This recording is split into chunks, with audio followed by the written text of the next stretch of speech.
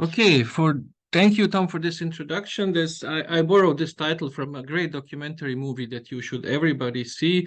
It's from an Austrian author, Glavoger, who actually died couple of years ago, but it's a great documentary about working with addiction. This is our project team. I would all like to emphasize, the cooperation with HEAS and HEAS, especially with Matthias Mayhofer and all these partners that we have in the Balkans. And it was in the frame of these two FEF projects concerning metallurgy of the Bronze Age in the Balkans in the wider frame. And we are now today in the Eastern Serbia, which is a region with abundant copper deposits used and exploited from the early Copper Age, late Neolithic. And we will, until today, as you can see, it's still running by the Chinese company. And we will focus today on 3 sites, or more or less 3 sites near city of Bor with Bronze Age activities. These are the first informations that we get from the Bronze Age activity, the site of Trnjane, with evidence of copper smelting and copper production, and the cemetery, which was discovered just by the settlement on this terrace. And the breaking point of this investigation was the cemetery, but I will first go to the copper production. These are our results excavations. We have numerous evidence of copper production, slags of different kinds of forms, and pottery, which is more or less generally dated to the Bronze Age, but I will come to the absolute dates in a couple of slides. And here are some other sites from the immediate vicinity where we have a clear evidence of copper production, copper smelting, copper extracting by these local Bronze Age communities. This is the site Ružana, excavated by our partners from the Institute of Archaeology in Belgrade. And then, thanks to the project, we were able to excavate another site, do the geophysics, and finding some striking and conspicuous anomalies, which we subsequently excavated. And we are still in the same area, which is very rich on the copper ore deposits. And in this excavation of the site Čokanjica, we actually find the first remains, let's say remains of the first smelting installation of the copper, with fresh copper drops still in situ, with lots of so-called plate slags as a final product of copper raffination and copper smelting. So, and then we did the first dates, which pointed that these activities in the settlement, regardless of the sample sort, we had very nice dates which were confirming that these sites were active between, let's say, late 20th and 17th century BC.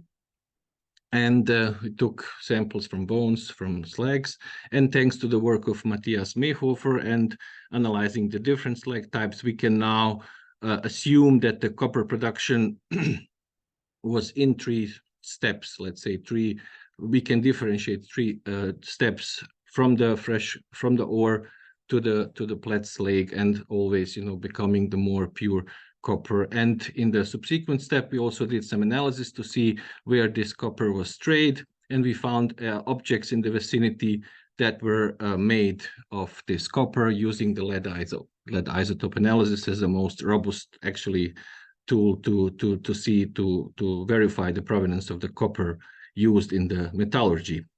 As I said, the cemetery was really a breaking point of Trnjane, because this was the first time that this type of cemetery was excavated here.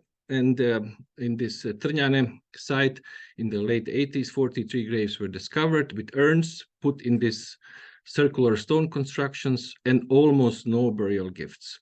As you can see from the anthropological analysis, we have all age groups in the cemetery with different size of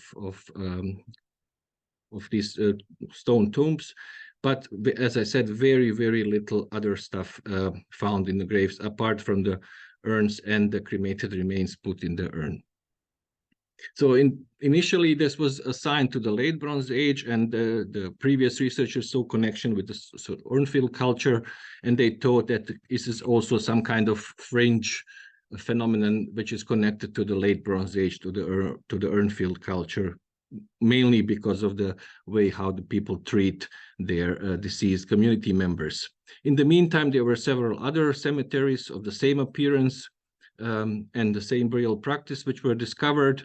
And, according to this old datation, they were also regarded as a late Bronze Age settlements. So let's say second half of the second millennium BC.